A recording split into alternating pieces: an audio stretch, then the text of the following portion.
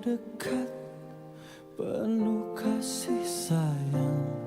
Takkan pernah engkau biarkan hamba-Mu menangis. Karena kemurahan-Mu, karena kasih sayang-Mu.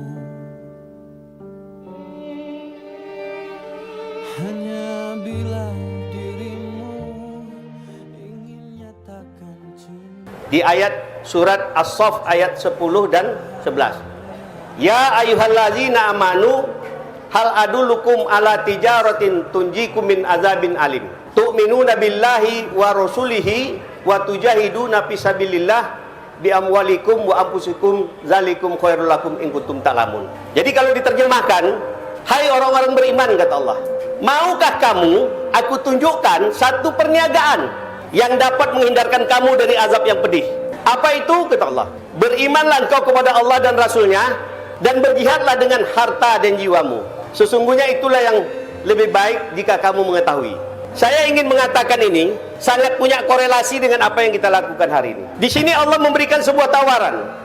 Hai orang beriman, maukah kamu aku tunjukkan satu perniagaan yang bisa menghindarkan kamu dari azab yang pedih? Kalau ada sebuah tawaran, kira-kira tawaran itu diberikan kepada semua atau tidak?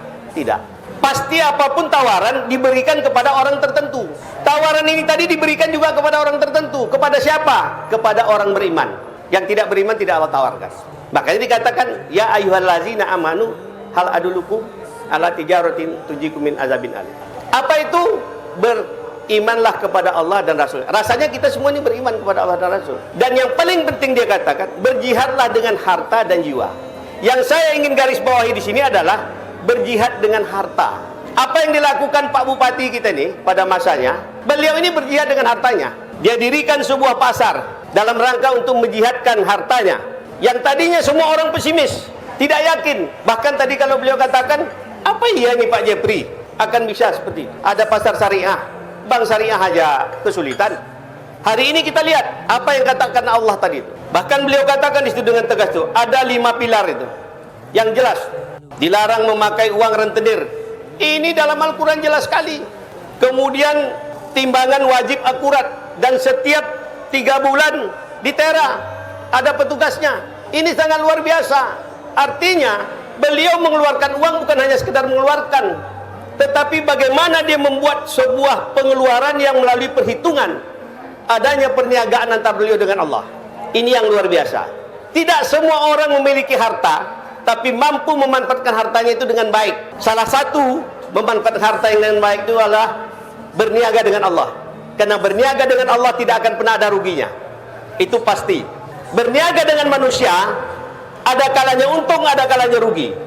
Tetapi berniaga dengan Allah tidak akan pernah ada sekalipun kita akan rugi. Itu pasti, karena itu janji Allah. Makanya saya mengapresiasi sekali, sangat luar biasa apa yang beliau lakukan ini. Beliau bukan hanya bekerja sendiri, membawa anak-anaknya untuk ikut mengelola ini.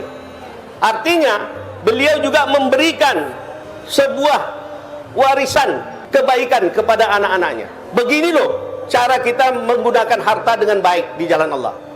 Niagakan hartamu itu dengan Allah, karena tidak akan pernah ada ruginya. Ini satu pembelajaran yang bisa kita tangkap.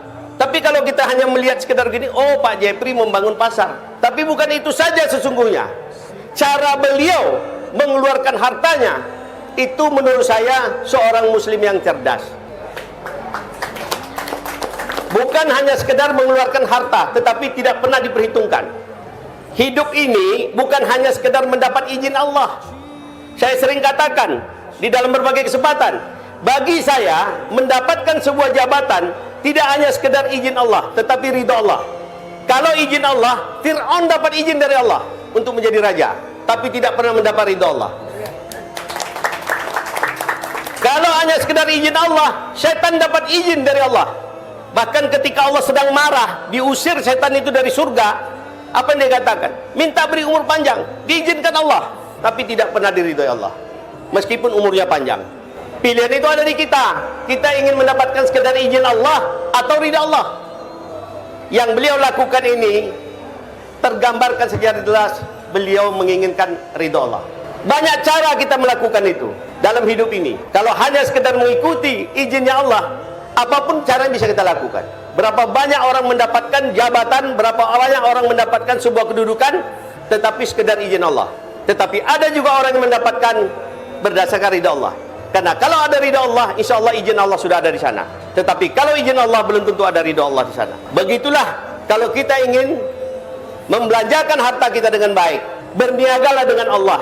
Karena Allah sudah mengatakan di situ, maukah kamu aku tunjukkan sebuah perniagaan yang apabila kita lakukan akan terhindar dari azab yang pedih. Inilah pengalaman kita semua hari ini. Saya ingin menyampaikan ini. Saya yakin di sini ada juga yang berprofesi sebagai pedagang. Mudah-mudahan apa yang saya sampaikan ini bisa menjadi bekal kita semua, bahwa berdagang ini tidak semata-mata kita mencari untung, tetapi ada yang jauh lebih penting, bagaimana kita berdagang mendapatkan ridha Allah.